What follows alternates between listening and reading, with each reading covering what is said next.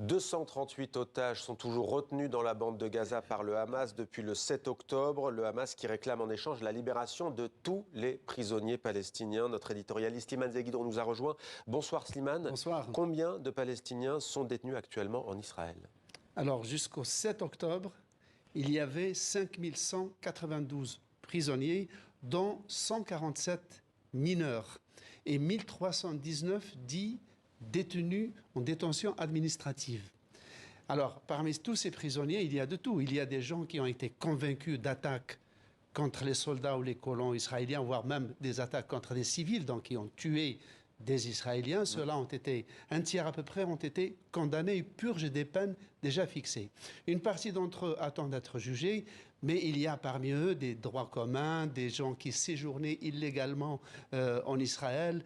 Il y a du pénal, il y a absolument un peu de tout. Et il y a 1319 qui sont en détention administrative.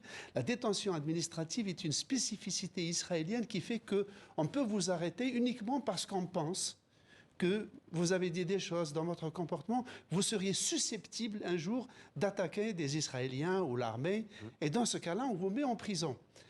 Donc ces 1319 ne sont ni jugés, ne savent même pas pourquoi ils sont détenus, et c'est une détention qui peut être renouvelée tous les 6 mois, et pour certains, ça dure des années. Alors Slimane, Gilad Shalit, on s'en souvient, le soldat israélien avait été libéré, échangé contre plus de 1000 prisonniers palestiniens. Le gouvernement de Benyamin Netanyahou peut-il accepter l'échange réclamé par le Hamas? Alors là, il y a la tradition et il y a la spécificité de la guerre actuelle.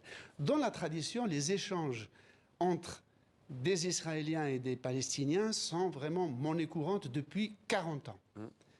On échange parfois, comme dans le cas du sergent Gilad Shalit, un soldat contre plusieurs milliers ou contre 1 millier de prisonniers.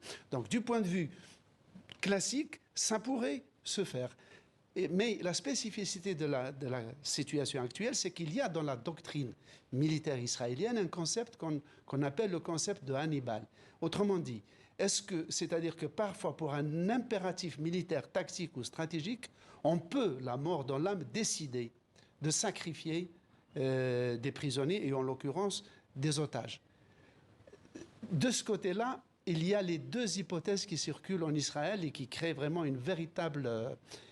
ça crée une ambiance électrique. Certains pensent que le gouvernement de Netanyahou serait capable d'aller jusqu'à cette extrémité. Et d'autres, dans les parents des otages, espèrent encore que soit l'armée aille les libérer tous, et on voit mal, il faudrait un miracle pour qu'on puisse les retrouver tous et les sortir vivants, ou alors retourner à la bonne vieille tradition de l'échange de prisonniers palestiniens contre des otages israéliens ou des militaires. Merci Slimane.